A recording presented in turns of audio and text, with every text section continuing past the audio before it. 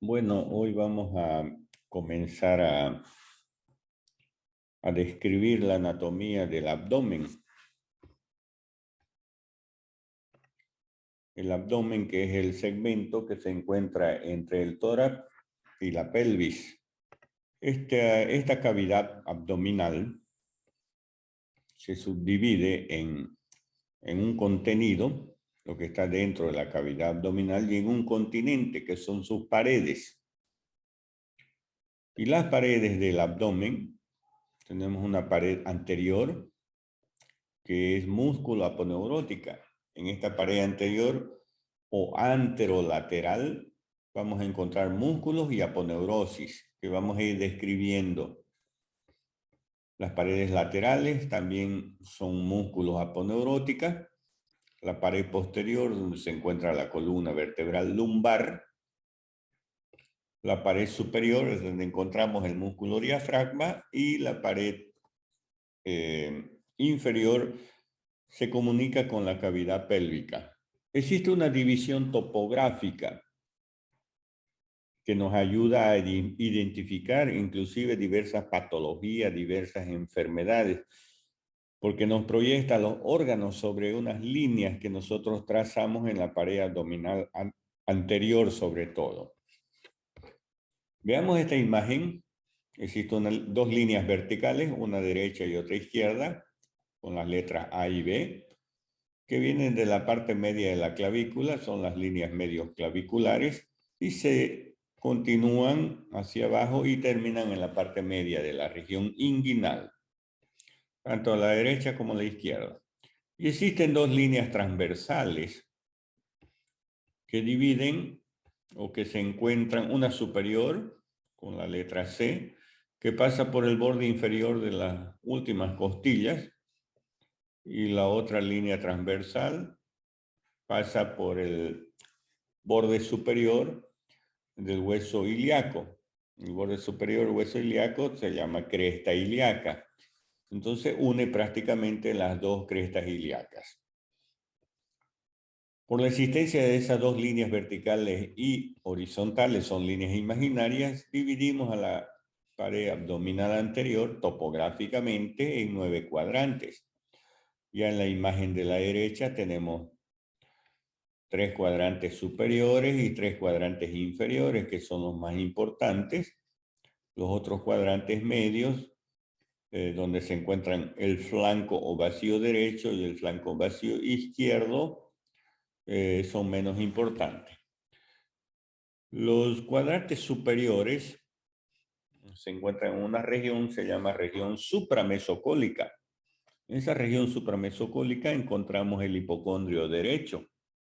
El hipocondrio derecho, o también llamado espacio subfrénico o espacio hepático, porque ahí encontramos al hígado.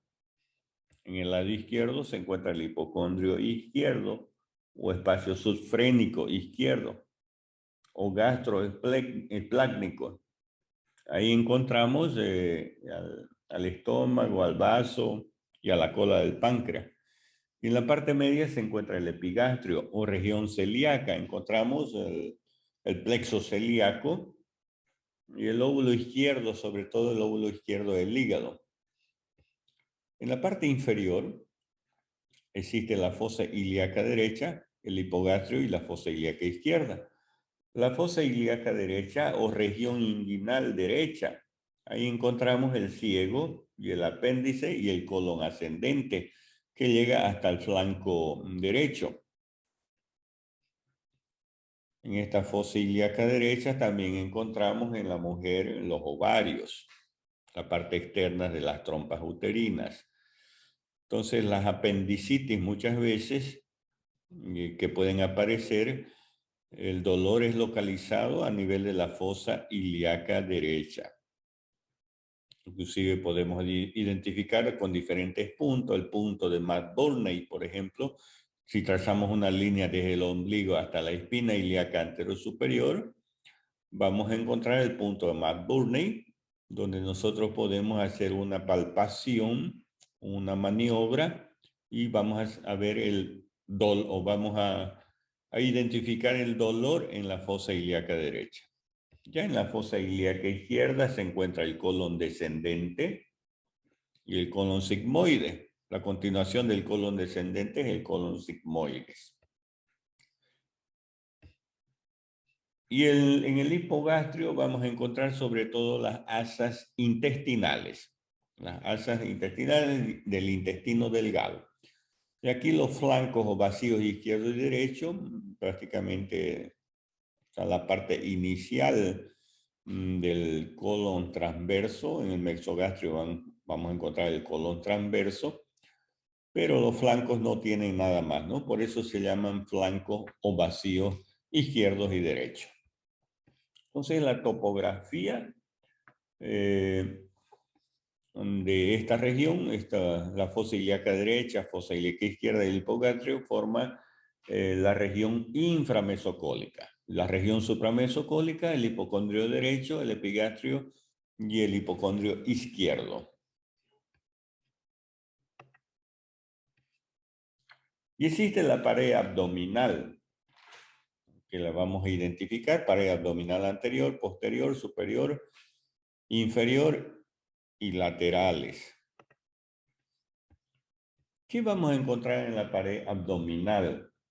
La pared abdominal, primero, que es músculo aponeurótica y cutánea prácticamente, porque si vamos de la superficie a la profundidad identificando las capas que presenta la pared abdominal anterior, tenemos la piel, el tejido celular subcutáneo, que es la grasa, la aponeurosis de los músculos, la capa muscular, y luego viene una aponeurosis que cubre la capa muscular en la parte posterior, y el peritoneo. El peritoneo es una capa que envuelve a las vísceras abdominales. Se divide en peritoneo visceral, que envuelve las vísceras, y parietal, que se encuentra en las paredes, tapizando las paredes del abdomen.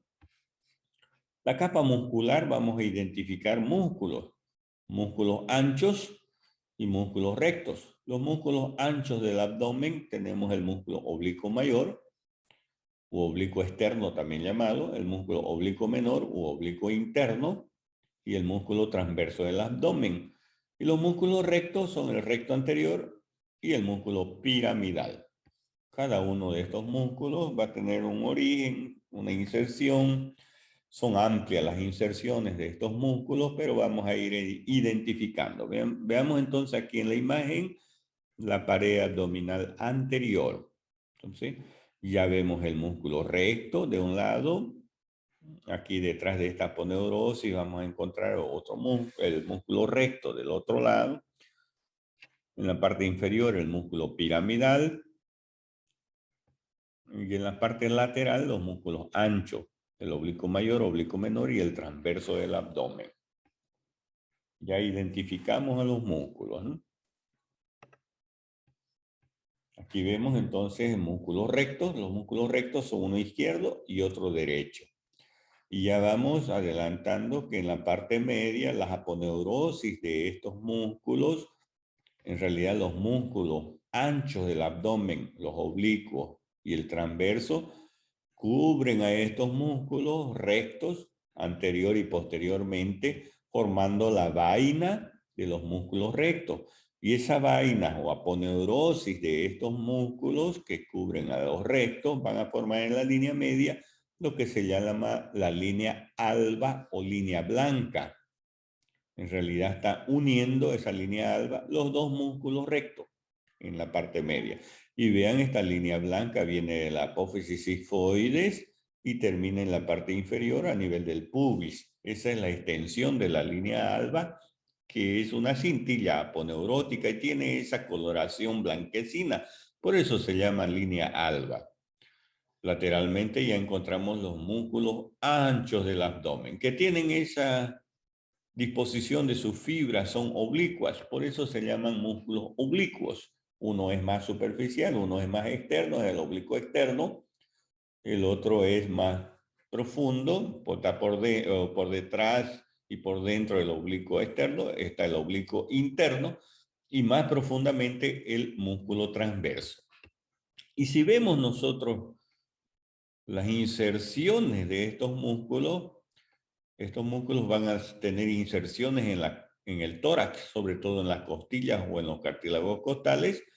Van a tener inserción, aquí hay una fascia, se llama fascia tóraco-lumbar, entre el tórax y la región lumbar, aquí en la parte posterior. Aquí se encuentra la cresta ilíaca, es el borde superior del hueso ilíaco. Vean que también llega hasta la cresta ilíaca. Aquí está la región inguinal, el ligamento inguinal que vamos a hablar con el conducto inguinal. Y aquí está el pubis y la sínfisis púbica, que prácticamente es dependiente del hueso ilíaco también. Una parte del hueso ilíaco se llama pubis y la unión de los dos pubis forman la sínfisis púbica. Entonces, cuando estemos hablando de las inserciones de estos músculos, vamos a hablar de inserciones torácicas, inserciones en la cresta ilíaca, inserciones en el ligamento inguinal, inserciones en el pubis y las inserciones que tienen en la línea alba. En la línea alba o en la línea media son las aponeurosis de estos músculos los que se insertan, ¿ya? No es la parte muscular, es la aponeurosis de los músculos oblicuo externo, oblicuo interno y transverso que están terminando a nivel de la región o de la línea media, ¿no? Formando la línea alba. Entonces, vean ustedes, en general, los músculos anchos y los músculos rectos del abdomen.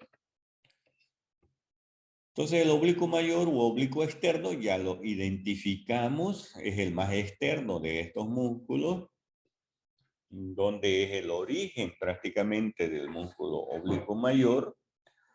Va a tener un origen a nivel de las costillas, en la quinta costilla, o perdón, en las 7 últimas costillas, a manera de dientes de un serrucho, ¿no?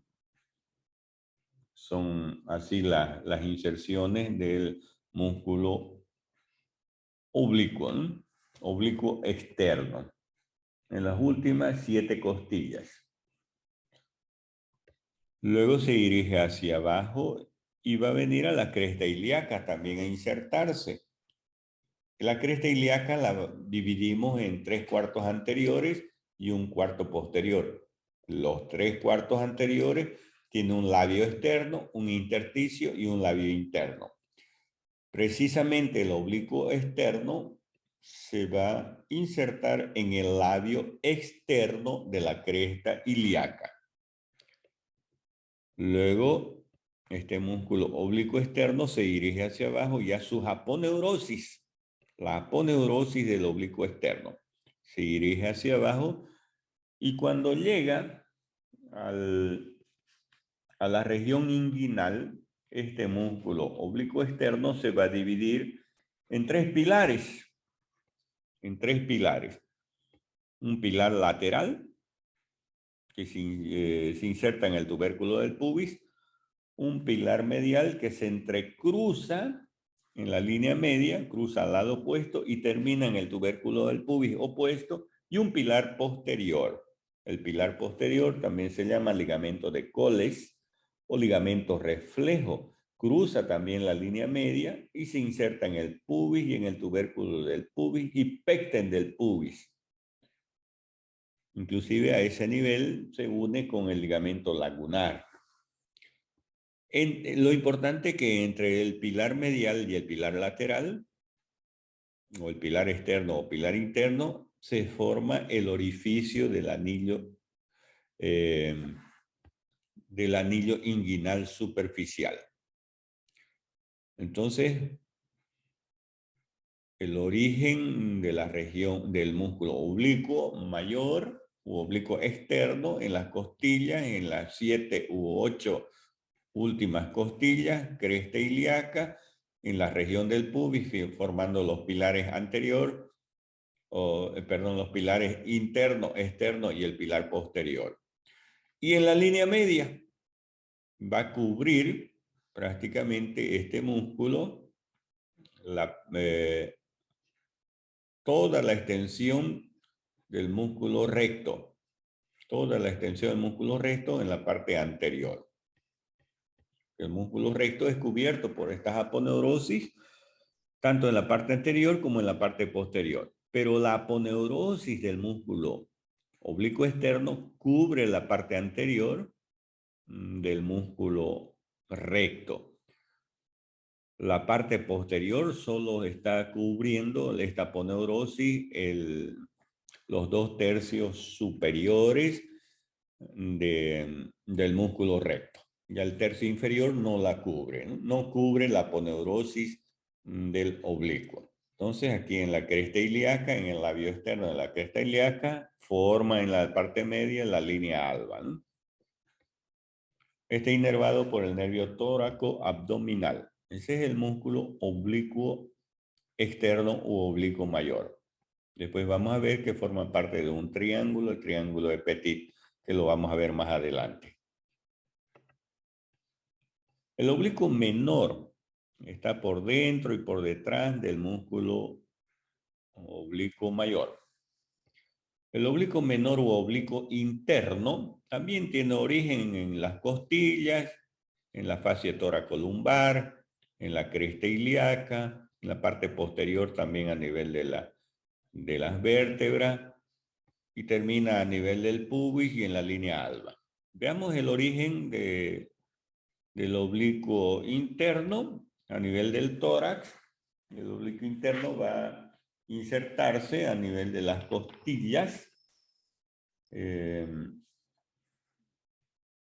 El origen en las últimas costillas prácticamente, en las 4 últimos cartílagos costales. Como vemos aquí, los 4 últimos cartílagos costales. Se dirigen hacia abajo oblicuamente sus fibras. Van a ir a la parte posterior también en este músculo, en la apófisis espinosa de la quinta vértebra lumbar también. Eso en la parte posterior. En la fascia toracolumbar y a nivel de la cresta ilíaca se va a insertar a nivel del intersticio de la cresta ilíaca. En los 3/4 anteriores, pero en el intersticio de la cresta ilíaca. Ya en la parte inferior, este músculo se va a unir al músculo transverso para formar el tendón conjunto o la hoz inguinal. Y entre ambos, el tendón conjunto o hoz inguinal van a terminar en el pubis, en la sínfisis del pubis y en el pecten del pubis. Y en la línea media es la aponeurosis que va a ir a terminar en la línea media. Pero va a tener un comportamiento diferente a la aponeurosis del oblicuo externo. En los 3/4 superiores, la aponeurosis del oblicuo interno presenta una hoja anterior que se une a la aponeurosis del oblicuo externo y cubre la parte anterior de los músculos rectos. Y en la parte posterior existe la hoja posterior del oblicuo interno que se une a la aponeurosis del músculo transverso. Eso en los 3/4 superiores. En el tercio inferior, del músculo recto, la aponeurosis del músculo oblicuo menor pasa por delante en su totalidad, uniéndose con la aponeurosis del oblicuo mayor y no pasa por detrás. No pasa por detrás, solo cubre la parte anterior. Entonces, esa es la inserción del músculo oblicuo menor. Y el músculo transverso del abdomen. El músculo transverso del abdomen también es el más profundo, tiene inserciones costales a nivel del tórax, tiene inserciones a nivel de la cresta ilíaca, en la parte inferior a nivel del pubis y en la línea media. Ya sabemos que en la línea media son las aponeurosis que se insertan, no en los músculos. Las aponeurosis de los músculos, oblicuo externo, oblicuo interno y transverso, que van a formar la vaina de los rectos y la línea alba. en la línea media, ¿no? En la parte media. Entonces el músculo transverso va a tener unas inserciones a nivel de las costillas, en las 6 últimas costillas. En la séptima costilla, a nivel en la séptima y octava costilla, en los cartílagos costales, es la inserción del músculo transverso, en los cartílagos costales. En la novena costilla, en el cartílago costal y en la parte ósea de la costilla. Y en la décima, en la 11 y en la 12 costilla, la inserción del músculo transverso es a nivel de la parte ósea, es en la costilla, ¿no? No en el cartílago costal. Luego, a nivel de la cresta ilíaca, se va a insertar en el labio interno de la cresta ilíaca.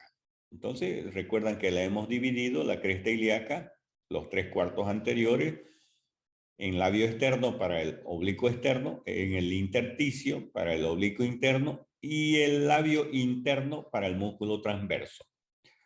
En la parte inferior, recordemos que se va a unir al músculo oblicuo interno y va a formar la hoz inguinal o tendón conjunto. Y aquí, en la línea media, ¿cómo va a terminar en la línea media? Con su aponeurosis, ¿no? No es la parte muscular, es la aponeurosis del transverso. Pero también vamos a dividirlo al músculo recto en 2/3 superiores y 1/3 inferior. ¿Cómo se comporta la aponeurosis del músculo transverso en el tercio superior? Cubre la parte posterior del músculo recto. Pero en el tercio inferior ya no se llama aponeurosis de transverso, se va a formar la fascia transversalis, que es dependencia también del músculo transverso del abdomen. Pero ya no es aponeurosis, se llama fascia transversalis, que va a cubrir la parte posterior del tercio inferior del músculo recto. Y es así como se comportan las aponeurosis de los músculos anchos del abdomen a nivel cuando llegan a los músculos rectos del abdomen. Importante que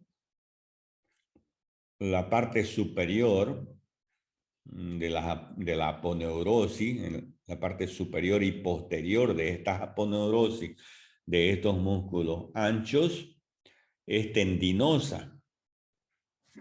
Inclusive va a formar en la unión de sus 2/3 superiores con su tercio inferior un arco de concavidad inferior llamado arco de Douglas o línea arqueada. Es el límite de esas dos porciones, ¿no? Una porción tendinosa, las aponeurosis forman una porción tendinosa en la parte superior, con el arco formando el arco de Douglas, y en la parte inferior esa aponeurosis, en realidad la fascia transversal, y va a formar una capa celular, ¿no? Una capa celular. El músculo transverso en la parte inferior se va a continuar con el músculo oblicuo interno, ¿no? Para formar la hoz inguinal. Y luego tenemos el músculo recto del abdomen. Músculos rectos son dos, el recto anterior y el músculo piramidal, que lo tenemos aquí pequeñito, que es inconstante. Ese músculo piramidal se origina en el pubis y termina en la línea alba. Nada más, es pequeñito, es inconstante. Pero si este músculo, el músculo recto del abdomen, un músculo largo, hay uno izquierdo y otro derecho, donde se va a originar a nivel del tórax, en la quinta costilla y en el quinto, sexto y séptimo cartílago costal. Desde allí se dirige hacia abajo, va a formar una serie de intersecciones tendinosas, este músculo. Y va a ir a terminar a nivel del pubis. Pero ¿cómo termina a nivel del pubis? Va a formar dos fascículos. este músculo. Un fascículo externo denominado ligamento de Coles, ligamento de Henle, es el fascículo externo de este músculo. Y prácticamente este fascículo externo o ligamento de Henle va a ir a terminar a nivel del tubérculo del pubis y pecten del pubis.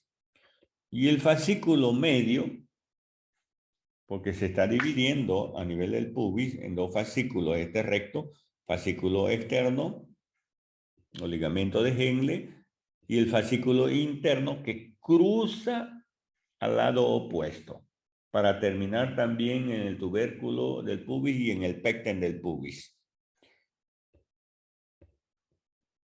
Estos dos músculos rectos se unen en la línea media por su vaina en la parte interna, ¿no? Es la línea alba o línea blanca. Ven aquí el músculo recto del abdomen, del lado izquierdo, el otro recto del abdomen, y vemos las intersecciones tendinosas que presentan estos músculos, ¿no? Y aquí en las partes laterales ya se encuentran los músculos oblicuos, ¿no? Oblicuo externo, oblicuo interno y más profundamente el músculo transverso del abdomen. Y es así, haciendo estas abdominales, llevando el tronco hacia adelante, ganamos, ¿no? Fortalecemos los músculos rectos. Y lateralmente fortalecemos los músculos anchos del abdomen. Entonces aquí en la parte anterior, los músculos rectos están envueltos por la aponeurosis de los músculos anchos y van a formar lo que se denomina la vaina del recto. La vaina del recto que se une en la línea media para formar la línea media, ¿no?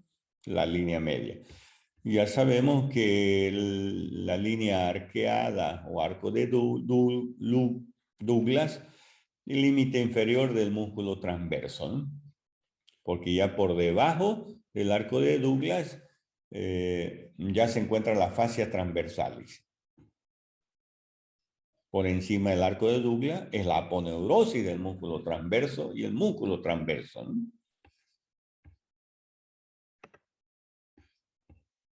Ese es el comportamiento de las aponeurosis en los 2/3 superiores.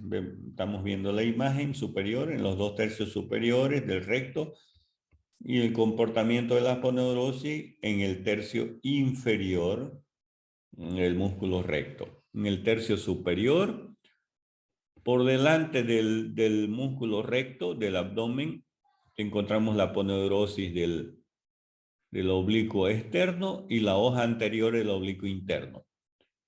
Y por detrás encontramos la aponeurosis del músculo transverso y la hoja posterior del oblicuo interno.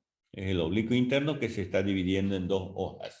Eso es en los 2/3 superiores, el comportamiento de esa aponeurosis en los 2/3 superiores del músculo recto. Y en la línea y van a formar en la parte media, en la línea sagital, la línea alba o línea blanca, ¿no? Ya en el tercio inferior, las aponeurosis, este es el músculo recto, las aponeurosis de los músculos oblicuo externo y del músculo oblicuo interno pasan por delante del músculo recto. Y por detrás solo pasan las fascias transversales. Por detrás del músculo recto, ya en el tercio inferior del abdomen. Ese es el comportamiento de las aponeurosis, ¿no? Y van a formar también la línea alba, ¿no? Entonces aquí está la parte muscular, oblicuo externo, oblicuo interno y el músculo transverso. Igual en la parte superior, oblicuo externo, oblicuo interno y el músculo transverso del abdomen.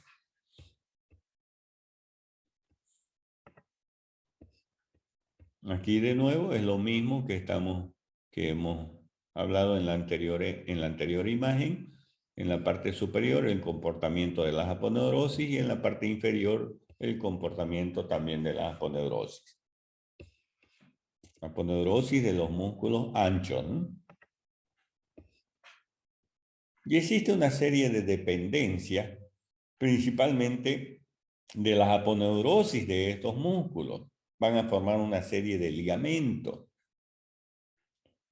Entonces, esta aponeurosis de estos músculos van a formar, por ejemplo, el ligamento inguinal. El ligamento inguinal. Identificamos aquí el ligamento inguinal. Ese es el ligamento inguinal. Es un ligamento que va de la espina ilíaca anterosuperior, que se encuentra en el borde anterior del hueso ilíaco. Esto es el borde anterior del hueso ilíaco. Y en la parte superior, la espina ilíaca anterosuperior. Y va a ir a terminar a nivel del tubérculo del pubis. Algunas fibras van a terminar en el pecten del pubis. Las fibras que terminan en el pecten del pubis reciben otro nombre. Ya se llaman ligamento lagunar. Ligamento lagunar.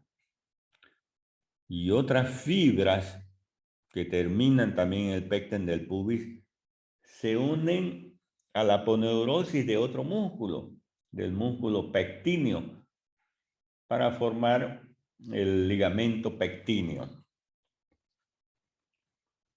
Eso en relación al ligamento inguinal. Existe un tracto que se llama tracto iliopúbico o cintilla de Thomson, que también se origina en la espina ilíaca anterosuperior y va a ir a terminar a nivel del pubis. A nivel del pubis. En el tubérculo del pubis o espina del pubis.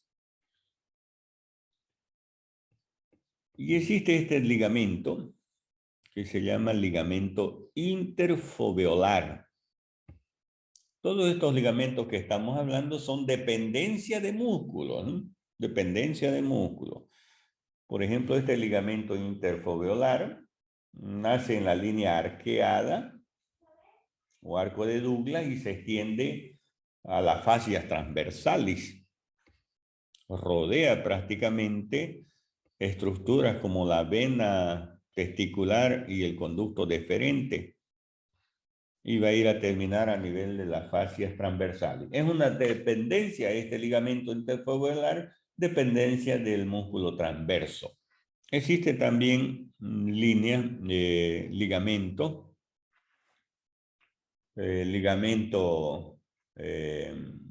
intercolumnar o fibras intercrurales o fibras arciformes. Son fibras tendinosas del músculo oblicuo externo, dependencia del músculo oblicuo externo. Van desde la espina ilíaca anterosuperior del ligamento inguinal y terminan uniéndose a la aponeurosis del oblicuo externo. Esas son las fibras arciformes. ¿Cuál es la acción de estos músculos? La acción de estos músculos es de compresión de las vísceras. Por ejemplo, en el momento del vómito, de la defecación, de la micción, en el momento del parto, comprime las vísceras, ¿no? Hay un aumento de la presión en la cavidad abdominal. Principalmente por la acción del músculo oblicuo interno, oblicuo externo y de los músculos rectos. Ya el músculo transverso es un músculo expirador, al igual que los otros músculos también, ¿no? Músculos que ayudan a la expiración, a la eliminación del aire, ¿no? Y existe una región en la parte inferior del abdomen que se llama conducto inguinal o región inguinal. El conducto inguinal lo vemos aquí en la región inguinal. Tiene de 3 a 5 centímetros de largo. Atraviesa la pared abdominal. Y tiene el cordón espermático en el hombre y el ligamento redondo en la mujer. Este conducto va a tener paredes 4 paredes, anterior, posterior, superior e inferior, y 2 orificios, superficial y profundo.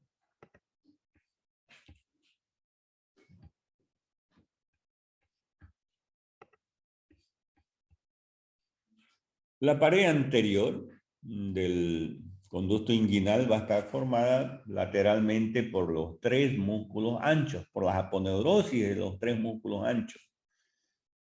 El oblicuo externo, oblicuo interno y transverso, pero medialmente solo la aponeurosis del músculo oblicuo externo.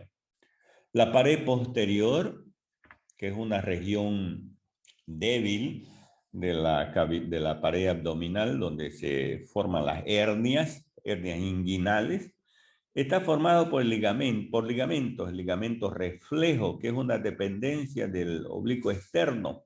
En realidad es el pilar posterior del oblicuo externo, ¿no? O ligamento de Coles, que termina en el tubérculo del pubis y en el pecten del pubis. También la hoz inguinal, que es la unión del músculo oblicuo interno y músculo transverso. Otra estructura es el ligamento de Henle, que forma la pared posterior, que es el fascículo externo del músculo recto, que termina en el tubérculo y en el pecten del pubis, y la fascia transversalis. Inclusive la fascia transversalis se imagina o se introduce al conducto inguinal y forma la fascia espermática interna.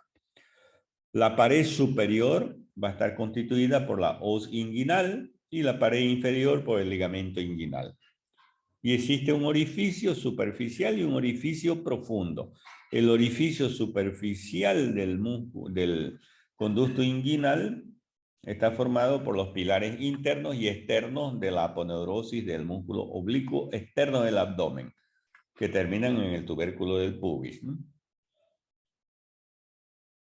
El extremo superior o la parte superior de este orificio inguinal superficial es redondeado por las fibras intercolumnares del oblicuo externo. Y el orificio profundo, que es peritoneal, es interno, el orificio superficial es externo. El orificio profundo o interno formada por las fascias transversales, ligamento interfoveolar y el ligamento inguinal. Y el peritoneo es que lo cubre, ¿no? Y el contenido del conducto inguinal en el hombre es el cordón espermático y en la mujer es el ligamento redondo. En el hombre acompañado por la arteria cremasteriana del músculo cremaster. Y tanto en la mujer como en el hombre por ramas genitales de los nervios iliohipogástrico, ilioinguinal y el génito femoral, por ramos del génito femoral.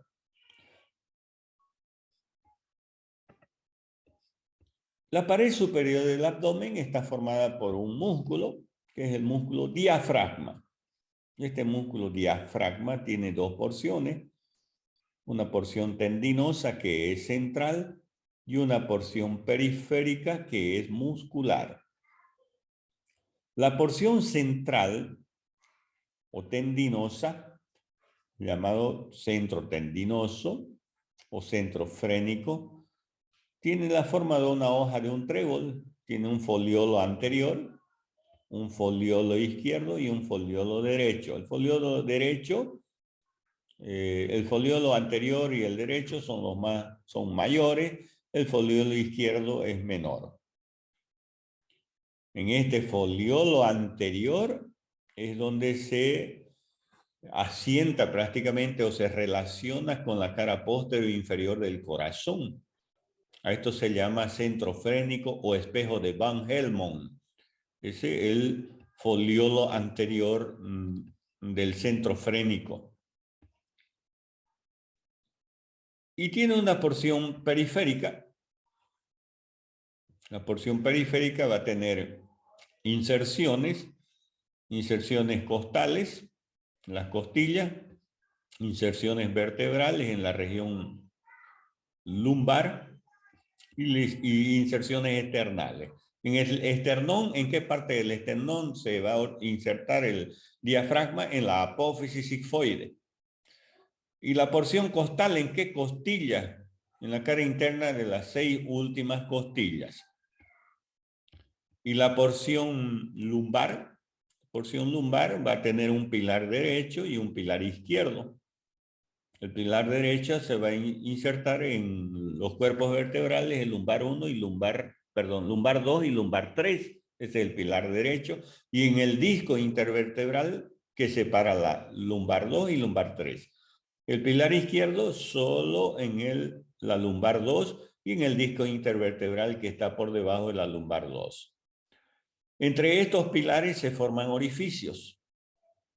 Tenemos el orificio aórtico y el orificio esofágico. El orificio esofágico está anterior, se encuentra anterior, que da paso el orificio esofágico al esófago y a los nervios vagos o neumogástricos.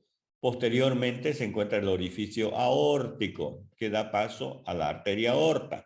La arteria aorta que de aorta torácica se va a convertir en aorta abdominal cuando pasa este orificio del diafragma, juntamente con los nervios vagos.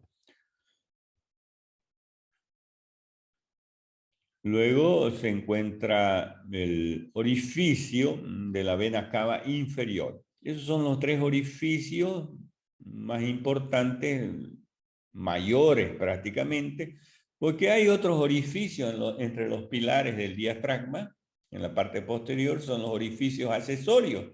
Estos orificios accesorios van a dar paso al nervio esplácnico mayor y al tronco simpático. Y hay un orificio accesorio común para el nervio esplácnico menor y venas lumbares ascendentes. Las venas lumbares que van a formar las venas ácigos en el lado derecho y las hemiácigos o accesorias en el lado izquierdo. El músculo diafragma es importante, es el músculo de la respiración, inervado por el nervio frénico. Entonces, si no tuviéramos el músculo diafragma, prácticamente no podríamos respirar y la persona con una parálisis del nervio frénico por un traumatismo, por ejemplo, a nivel de la región cervical, porque el nervio frénico se origina en el plexo cervical. Puede originar una parálisis del músculo diafragma, entonces necesita de aparato para respirar, ¿no? La persona.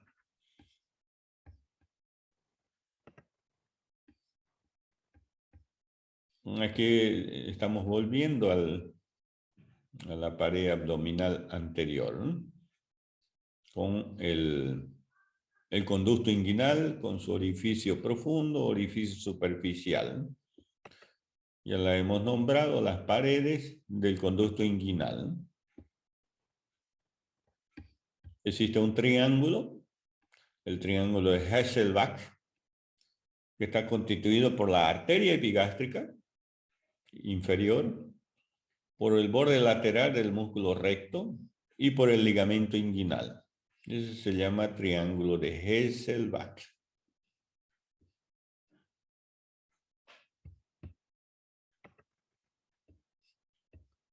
Y la pared abdominal está irrigada por la arteria epigástrica superior, que es rama de la mamaria interna, y la arteria epigástrica inferior. Ambas se unen, ¿no? Por anastomosa, por inoculación o boca a boca a nivel del abdomen. Ramas de la ilíaca externa, ¿no? Y la pared abdominal anterior está inervada por los nervios tóraco-abdominales, abdómeno genital mayor y abdómeno genital menor. Y existe la pared abdominal posterior. Veamos, hemos hablado de la anterior, donde están los músculos rectos y músculos anchos, de la superior, donde está el músculo diafragma, y ahora estamos en la parte posterior. La parte posterior que vamos a encontrar, las vértebras lumbares, las 5 vértebras lumbares, L1, L2, L3, L4 y L5, los discos intervertebrales que se encuentran entre las vértebras, músculo psoas, músculo cuadrado lumbar y músculo ilíaco. Ahí tenemos el músculo psoas ilíaco. se origina, tiene dos porciones, una porción ilíaca y una porción psoas. La porción ilíaca se va a originar en la fosa ilíaca interna, que se encuentra en la cara interna del hueso ilíaco, por eso se llama porción ilíaca. En el labio interno de la cresta ilíaca, en la espina ilíaca anterosuperior y anteroinferior, y en el labio interno de ese espacio que hay entre las dos espinas. Y la porción psoas se va a originar de la apófisis transversa y cuerpos vertebrales de la región lumbar. Ambas porciones, porción ilíaca y porción psoas, van a ir a terminar a nivel del trocánter menor del fémur. Ese músculo así unido que termina en el trocánter menor es el flexor principal del muslo y del tronco, el músculo flexor. Existe el músculo psoas mayor que se origina en los discos y en las vértebras lumbares, discos intervertebrales y en los cuerpos de las vértebras lumbares. También termina en el trocánter menor. También es flexor, ¿no? Y hay un músculo que se llama músculo cuadrado lumbar. El cuadrado lumbar tiene una porción costal, se inserta en la última costilla, costilla número 12. También tiene una inserción a nivel de la cresta ilíaca, pero en el cuarto posterior de la cresta ilíaca, porque recuerden que los 3/4 anteriores es para los músculos anchos del abdomen. En el cuarto posterior es el músculo cuadrado lumbar y dorsal ancho. Y también tiene una inserción a nivel de la apófisis transversa, de las vértebras lumbares. O apófisis costales también se denominan porque parecen costillas pequeñas estas apófisis transversas de las vértebras lumbares. La función del músculo cuadrado lumbar es flexión lateral del tronco, ¿no? Y existe una zona débil de la pared abdominal por donde pueden salir las hernias. Es decir, hernia es la salida del contenido abdominal, es decir, de las asas intestinales, del intestino a través de la pared abdominal. Y existen zonas débiles, por ejemplo, el conducto inguinal es una zona débil, la pared posterior del conducto inguinal.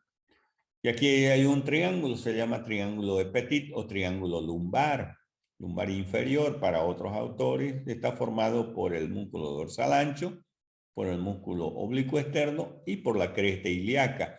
En el fondo o el contenido, visualizamos en el fondo el músculo oblicuo interno. Ese es el triángulo de Petit. Repito, zona de hernias, ¿no? Existe otro triángulo que a veces se transforma en cuadrilátero. Es el triángulo de Grinfeld, formado superiormente por la última costilla, por el oblicuo menor y el músculo erector de la columna. El músculo oblicuo interno, el músculo erector y la última costilla. Ese es el triángulo de Grinfeld. Zona débil. Las débiles de la pared abdominal.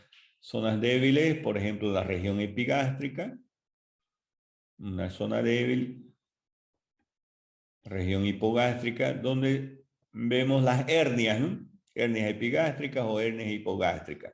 Aquí en el triángulo de Petit, por ejemplo, una hernia, ¿no? Vean ustedes aquí la hernia inguinal, las asas intestinales saliendo a través de los orificios.